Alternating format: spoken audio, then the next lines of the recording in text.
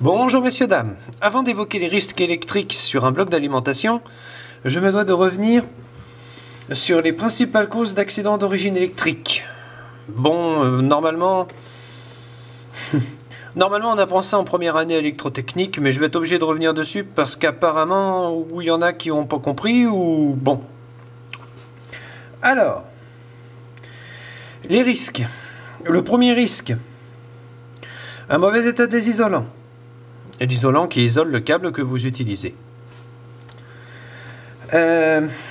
Deuxième risque, modification ou extension d'une installation électrique par une personne non compétente. C'est extrêmement dangereux. Troisième risque, la recherche du prix le plus bas, sans souci de conformité. C'est-à-dire que l'objet n'est pas conforme aux normes européennes ou françaises. Quatrième risque, et pas des moindres, la personne qui vous fait le travail est inapte au service. Je veux dire aux usages. Pardon d'avoir formulé ça comme ça.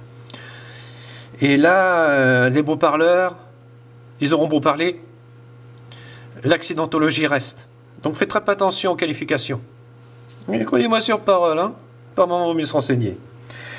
Bon, ok, de là, vous allez me dire, mais pourquoi est-ce qu'ils nous bassinent avec ça? Bien, eh ben, j'allais y venir. Les effets sur la santé. Je vais parler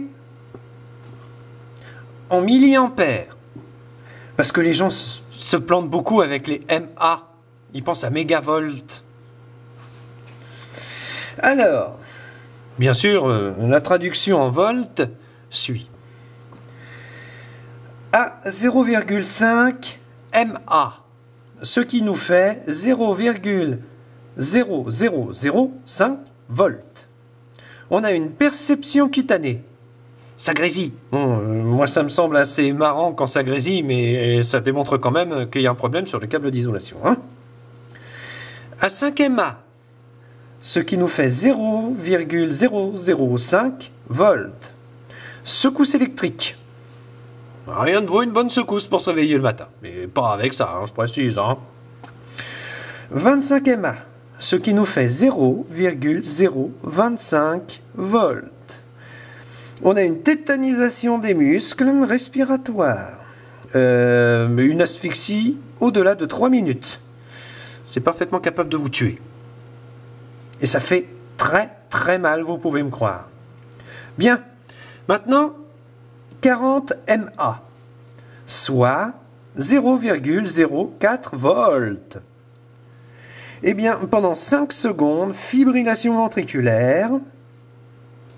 De là, ça peut être très très très grave.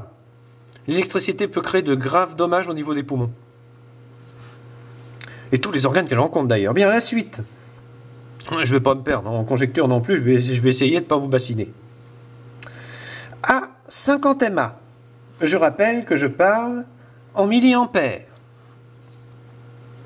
Ce qui fait 0,05 volts. Pendant 1 seconde, fibrillation ventriculaire.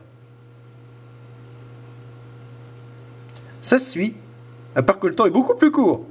Ça veut dire que vous avez 1 seconde pour lâcher le câble, quoi. Mais par contre, à 2000 MA, soit 2 volts, on a une inhibition des centres nerveux. Ça fait très mal. Là-dessus, vous ne pouvez pas me croire sur parole parce que sinon je serais mort. Bien.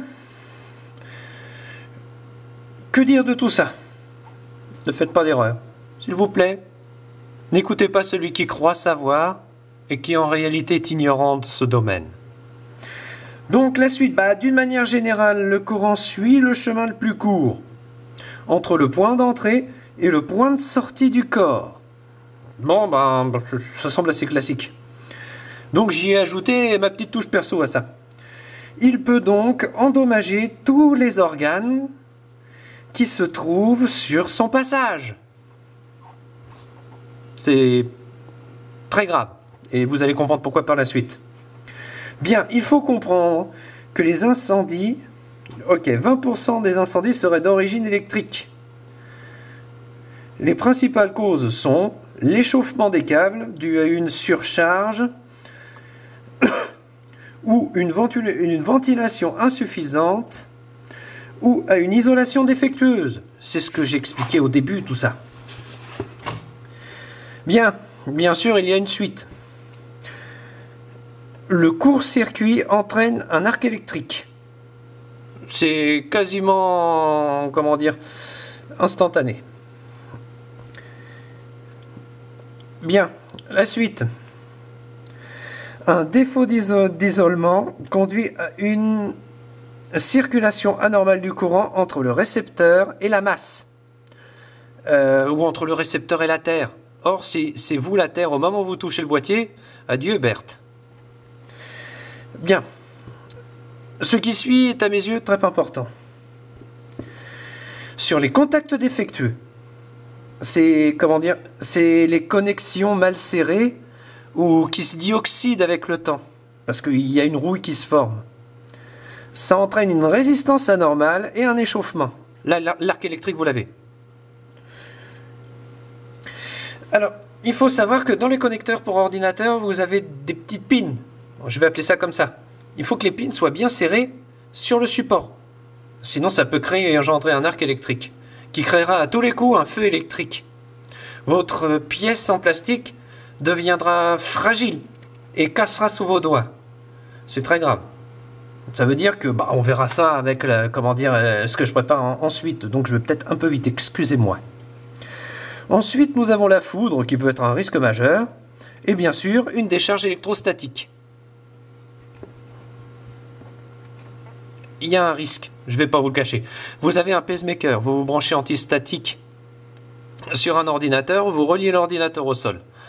Si votre pacemaker a un problème d'isolation au niveau de la pile, le pacemaker peut très bien se décharger dans le boîtier. Enfin, la pile du moins. Ça, j'avais oublié de le dire, mais c'est parmi les problèmes courants. Bien, qu'est-ce que je peux dire maintenant sur les risques engendrés par l'électricité? Beaucoup de choses en fait. Et là, c'est castrateur pour ceux qui ont dit n'importe quoi sur le net. On estime à environ 200 le nombre de décès annuels dus à une électrocution en France. Et à environ 4000 celui des électrocutions graves entraînant un handicap et des séquelles graves. Ça peut sembler amusant.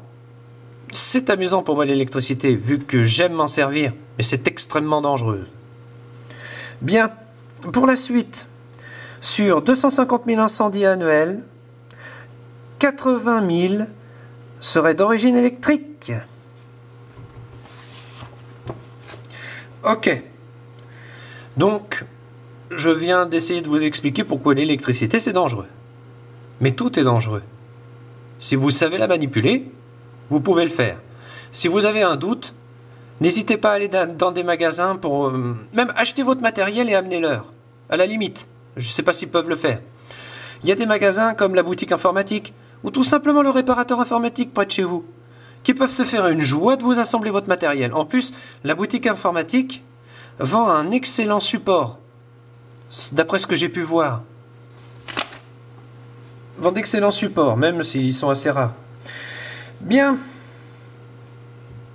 j'ai eu affaire à quelqu'un qui a prétendu avoir fait électrotechnique. Quand il verra cette vidéo, j'aimerais qu'il réfléchisse. Quelqu'un a mis dans mes 6 heures une vidéo qui provient de Canard PC.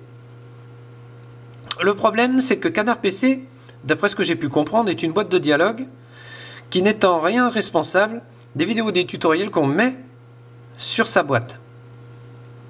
Bon, j'étais me renseigner vite fait, quoi, puis j'ai trouvé ça. Bon, il y a probablement un Canard PC qui existe quelque part, mais le pépin, c'est qu'il correspond pas à l'image qu'on peut s'en faire. Voilà. Ainsi, puis un léger détail. 12 volts. Si je vous montre une prise de 250 volts, c'est une prise qui fait 250 volts. Si je vous montre une prise de 12 volts, c'est une prise de 12 volts dans un ordinateur, par exemple. Bien, c'est la bande passante. Vous allez comprendre pourquoi c'est important dans mes prochaines vidéos. Eh bien, en vous souhaitant une bonne journée et un bon courage, au revoir, messieurs, dames.